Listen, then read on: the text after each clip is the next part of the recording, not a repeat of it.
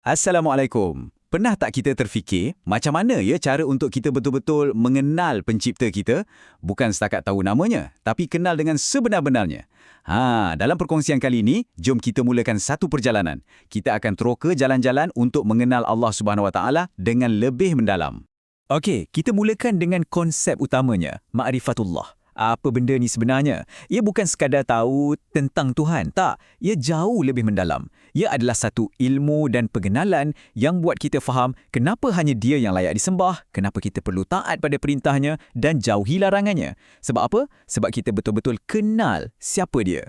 Nak tahu tak betapa pentingnya ilmu ni? Cuba bayangkan, ulama hebat macam Imam Al-Ghazali meletakkan ilmu mengenal Allah ni sebagai kewajipan nombor satu. Ya, yang pertama sekali bagi seorang Muslim mendahului semua kewajipan yang lain. Sebab apa? Sebab pengenalan inilah asasnya, tapak dia. Macam kita nak bina rumah, kena ada foundation yang kukuh kan? Macam itulah. Semua rukun iman yang lain tu dibina atas tapak ni. Kalau asas ni goyah, goyahlah seluruh binaan iman kita. Jadi, macam mana nak mulakan perjalanan ni? Nasib baik, para ulama' dah sediakan kita macam satu peta yang jelas. Ada 5 jalan utama, 5 kaedah untuk kita sampai kepada pengenalan yang betul kepada Allah. Jom kita tengok satu persatu.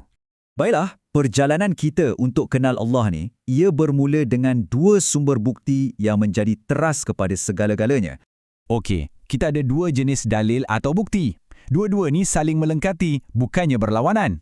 Yang pertama, dalil nakli. Ini adalah petunjuk yang datang terus dari wahyu, Al-Quran dan Sunnah. Dah terang-terang disebut kat situ. Yang kedua pula, dalil akli. Yang ni Allah jemput kita guna anugerah paling istimewa yang kita ada, iaitu akal. Guna logik, perhati alam sekeliling dan kita akan sampai pada kesimpulan, mesti ada pencipta. Analogi ni senang je nak faham. Kalau kita nampak satu bangunan yang cantik dan gah, automatik otak kita akan fikir, mesti ada arkitek hebat yang reka ni. Ada orang yang bina. Mustahil lah bangunan tu tiba-tiba pop muncul sendiri kan? Logik yang sama kita pakai untuk alam semesta ni, yang jauh lagi hebat dan kompleks. Alam ini sendiri dah jadi bukti paling jelas yang menunjukkan adanya Sang Pencipta. Seterusnya, kita boleh kenal Allah melalui sifat-sifat dan nama-namanya. Sifat 20 ni macam satu kerangka yang tersusun untuk bantu kita faham hakikat Tuhan. Contohnya, sifat wujud yang bermaksud Allah itu ada, qidam, Dia sedia ada, dan baqa, Dia kekal selamanya. Lepas tu, kita ada pula Asma'ul Husna, nama-namanya yang paling indah. Bila kita hayati nama seperti Ar-Rahman, Maha Pengasih, kita akan nampak betapa sempurnanya Dia. Okey, jalan yang terakhir ni lain sikit. Kalau tadi kita banyak guna akal dan dalil, jalan kerohanian atau zauqiyah ni lebih kepada perjalanan dalaman. Ia sangat peribadi. Ia tentang proses kita bersihkan hati daripada macam-macam kotoran nafsu. Caranya? Melalui zikrullah. Sampai satu tahap, kita bukan setakat tahu tentang iman, tapi kita dapat rasa sendiri kemanisan iman itu secara langsung. Baiklah, sekarang kita dah ada kanta atau alat dari jalan-jalan tadi. Jom kita guna kantah ni untuk tengok tanda-tanda kebesaran Allah yang ada di mana-mana. Baik yang besar di alam semesta, sampailah yang paling dekat, iaitu dalam diri kita sendiri. Allah sebenarnya mengajak kita untuk membaca. Bukan satu, tapi 2 kitab agung yang penuh dengan tanda-tanda kebesarannya. Kitab pertama, Makrokosmos, alam semesta yang terbentang luas ni, yang menunjukkan betapa bijaksananya dia. Kitab kedua pula, Mikrokosmos, iaitu kejadian diri kita sendiri. Cukup untuk menjadi bukti kekuasaannya yang tiada tandingan.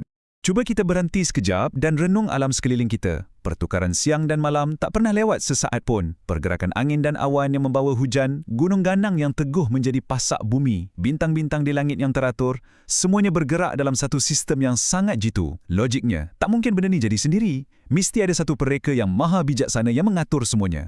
Dan sekarang jom kita lihat keajaiban yang paling dekat dengan kita, diri kita sendiri. Al-Quran telah menjelaskan proses kejadian kita dengan begitu terperinci beribu tahun dahulu. Mula-mula dari setitis air mani, kemudian menjadi segumpal darah, lepas tu jadi seketul daging.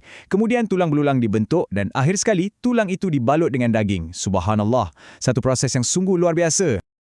Ini membawa kita kepada satu soalan paling penting. Proses yang serumit ini, yang berlaku dalam gelapnya rahim ibu, mungkinkah ia terjadi secara kebetulan? Secara sendiri? Rasanya akal kita yang waras boleh jawab soalan ni kan? Sudah tentu tidak. Ia memerlukan pencipta yang maha berkuasa dan maha mengetahui setiap perinciannya.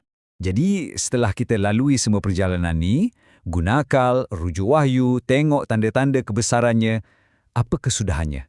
Apakah buah atau hasil akhir yang kita dapat dari semua ini? Hasilnya atau buah daripada makrifah ini sangatlah manis. Ia melahirkan akidah yang mantap dan tak goyah. Ia mendorong kita untuk sentiasa muhasabah dan menilai diri sendiri. Ia menumbuhkan keikhlasan dalam setiap ibadah yang kita lakukan. Dan akhirnya, ia membawa kita untuk mengabdikan seluruh hidup kita hanya kepadanya. Dan ini mungkin salah satu kunci yang paling penting. Mengenal Allah dengan sebenar-benarnya juga bermaksud kita sedar yang akal kita ni terhad. Kita kena mengaku yang kita tak akan mampu nak faham hakikat zat Allah itu bagaimana.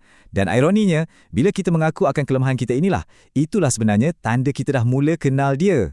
Jadi, sebagai penutup, soalan ini untuk kita sama-sama renungkan. Kita dah lihat jalan-jalannya, kita dah nampak tanda-tanda kebesarannya yang ada di mana-mana. Sekarang, persoalan itu kembali pada diri kita masing-masing. Di manakah perjalanan peribadi anda untuk lebih mengenalinya akan bermula?